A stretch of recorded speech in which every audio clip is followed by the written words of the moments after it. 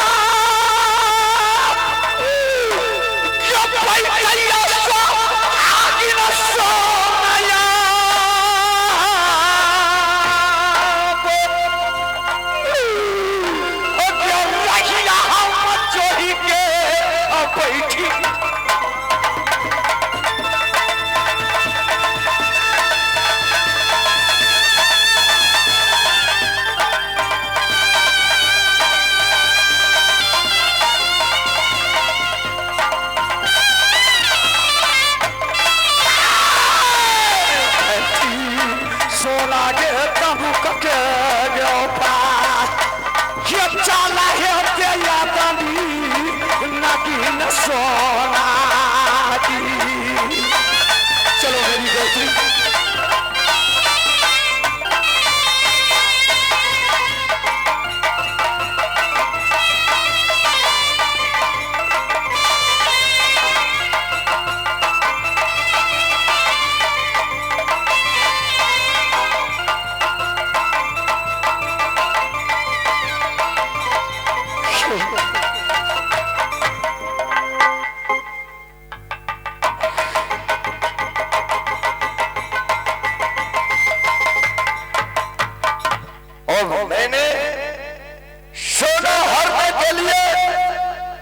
साधु रूप धारण किया। ईश्वर वो कहा जाएगा। भरे सभा में बिजली की तरह वो अपने तेगा चमका रहे थे, लेकिन अब मौका आ रहा है। अब मेरा सत्र रहेगा, उसका सत्र रहेगा। चारा सीताराम जय सीताराम जय सीताराम सीताराम सीताराम जय सीताराम सीताराम सीताराम।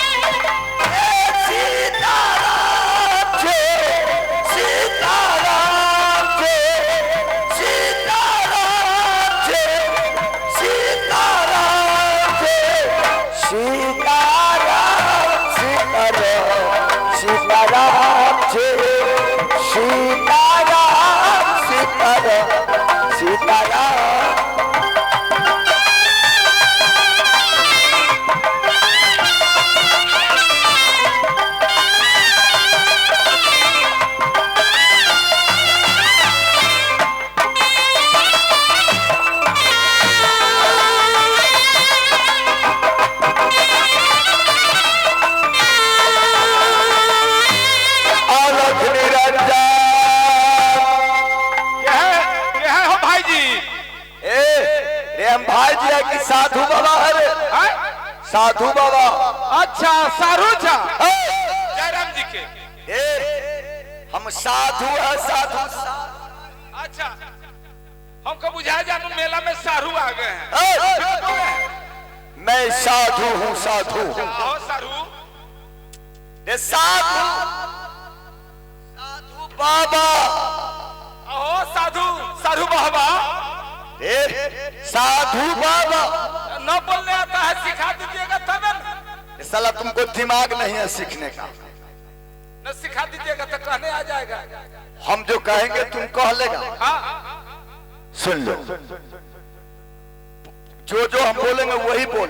ढेरे कम में है ढेर रखना। अच्छा साधु सा सा सा सा धू धू बा बो है। हाँ आ गेलो बाबा आ गेलो। बोलो सा सा धू धू बा बो है। बो साला तुम बो अच्छा अच्छा तो हो गया आपकी। सा सा धू धू बा बो बो बा बा बा बा साधु बा बा साधु बाबा साधु बो बाबा आ गेलो। साधु बाबा। धन भागो बाबा तू हमरा एगो वकील देला। अकिल की सलाह तुमको हम। कहां से बचा जनकपुर से? अरे हम अयोध्या से आ रहे हैं, जनकपुर हो जाए छे। जनकपुर जाएंगे। ना जा जनकपुर काहे? तोरा यहन यहन कएगो साधु के ऑपरेशन कर देलकै। हां ये साधु को तबीयत खराब हो गया होगा ना तबीयत वाला ना। हाँ हाफ मर्डर ये साला आप मदर कौन चीज कहते हो? नसबंदी कर दे रही मां। तो वो साधु मैं नहीं हूँ। सुनो, तो मैं जा रहा हूँ जनकपुर के तरफ। सुनिए बाबा हाँ जनकपुर के तरफ जा रहे हैं। अच्छा हम लोगों मेला में आए हैं, मलकिनी लोग आई है। अच्छा मलकिनी लोग को सूचना दे देते हैं जो साधु बाबा आए हैं। ठीक है जाओ जाओ।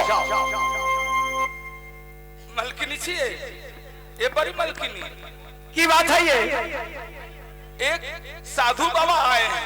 क्या साधु बाबा आए हैं? हाँ कहाँ है? बड़ी बड़ी जानकार मूर्ति है। बहुत जानकार मूर्ति है। हाँ ज्ञानी पुरुष है। हमारा विचार है ये ज्ञानी पुरुष है, इनको बैठा करके कुछ ज्ञान प्राप्त किया जाए। ए मिलन जी जी कहानी वहानी कहते हैं कुछ? अब पूछे छी बाबा से।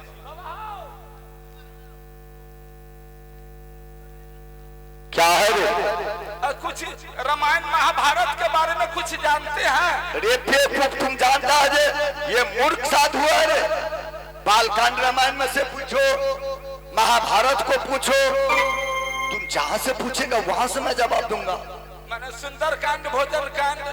भोजन ना सुंदर कांड है। हाँ तो वो सब में सब है ना। लंका कांड है, हाँ, तो चलिए। सब हमको आता है। मलकिनी चलो मिलन जी सबसे पहले बाबा के रूप अनुरूप है, बहुत शकल के हैं। हर कुछ जानते हैं। चल के मैं देखती हूँ कैसा रूप के बाबा है। देखा जाए। चलो ए मास्टर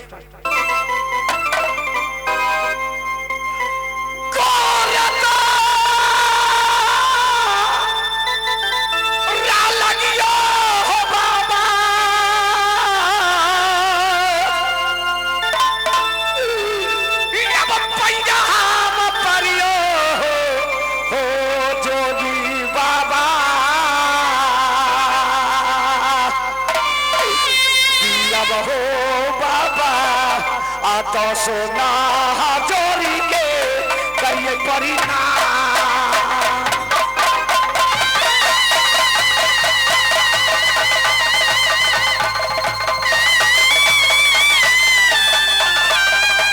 जोगी बाबा बोलो जोगी बाबा।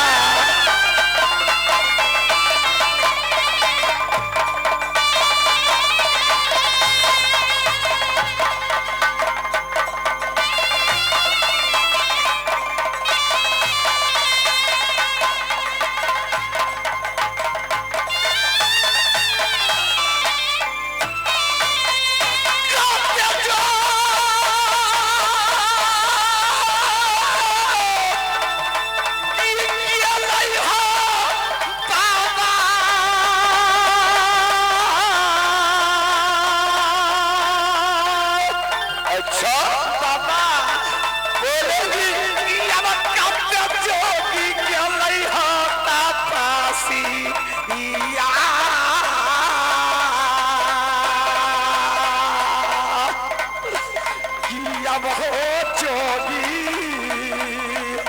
ये हन्ना सकल के जोगिया बाबा बोलोगी बाबा क्या कहना चाहते हो? कितने जोगी आए लेकिन ऐसा सकल नहीं देखे।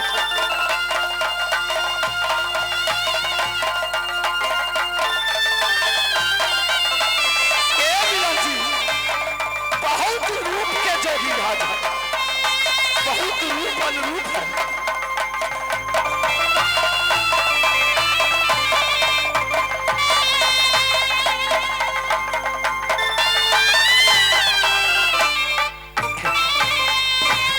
जोगी बाबा इतने उम्र क्या है? आओ बाबा हाँ पहले तू पोता रहू ना। रे हरामजादा छोड़ होता है वो बाबा बनता है कि पोता रे? पहले तू पोता रहू तो बाप बाबा होला। माने छोटा थे। हाँ छोटा रहा तो केकरो पोता रहू ना।